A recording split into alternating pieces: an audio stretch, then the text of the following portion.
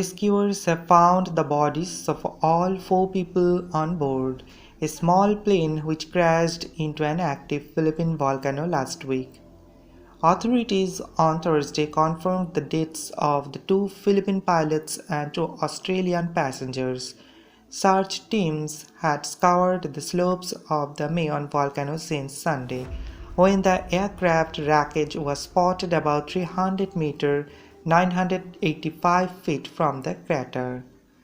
Teams now faced the challenge of safely retrieving the bodies, officials said. Local Philippine authorities say they will investigate the cause of the plane's crash.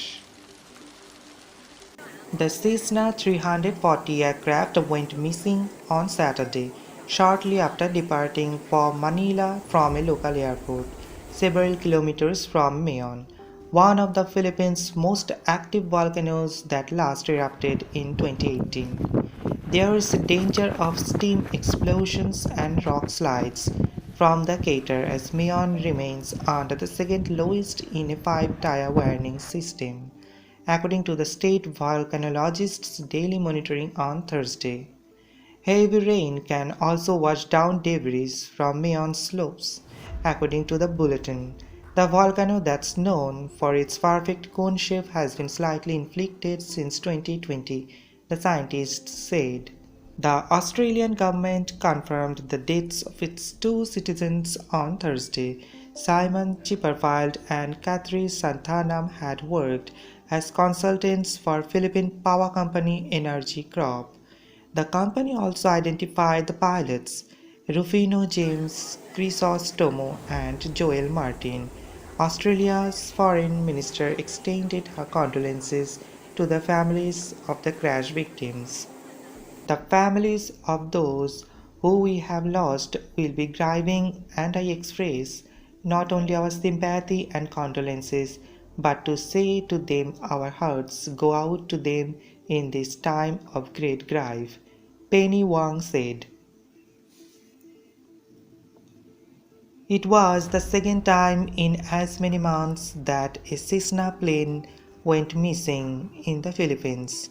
The first fell off the radar on 24 January and had not been found. Cessnas are commonly used in the archipelago nation for inter-island hops and pilot training.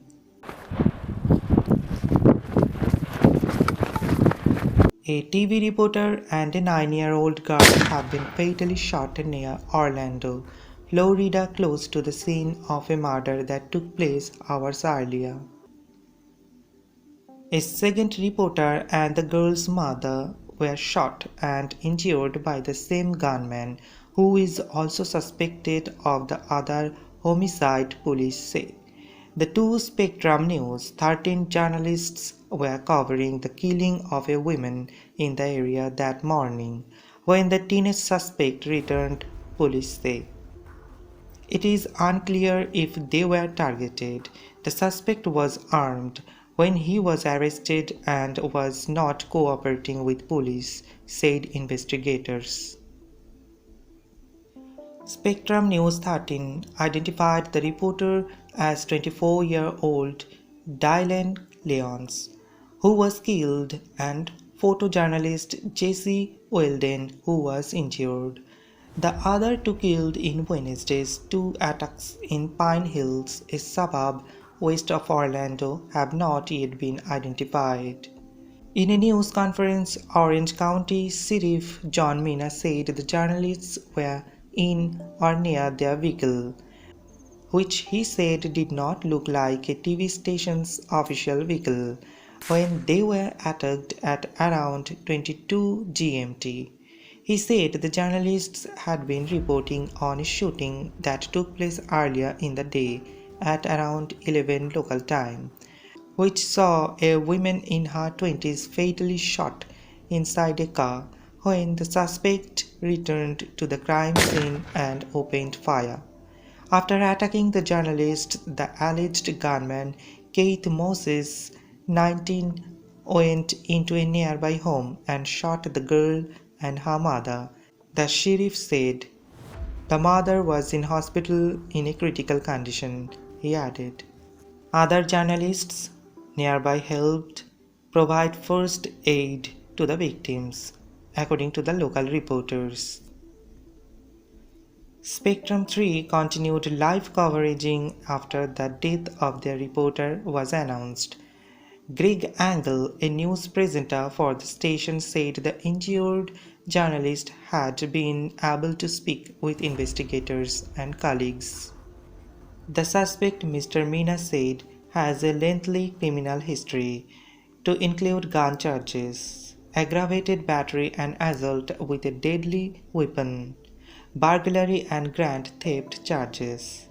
He described him as an acquaintance of the women shot in the morning, but as far as we know, he had no connection to the reporters and no connection to the mother and the 9-year-old. Asked about the possibility that the gunman purposefully targeted the reporters, Mr. Meena said it's something we will be taking a look at.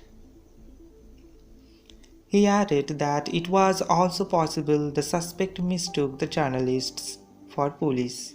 A reporter for Orlando TV station Wish 2 reported that she and her camera operator had left the crime scene only moments before the shooting. We got a gut feeling and decided to leave for their own safety, said Sinath Gabriel-Georgis. Charter Communications, the company that owns the TV station, released a statement calling the attack a terrible tragedy for the Orlando community. We are deeply saddened by the loss of our colleague and the other lives senselessly taken today, the company said. White House Press Secretary Karine Jean-Pierre tweeted condolences, saying our hearts go out to the family of the journalist killed today and the crew member injured in Orange County, Florida, as well as the whole Spectrum News team.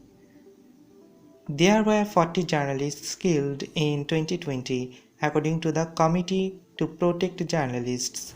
Only one of those killed was in United States.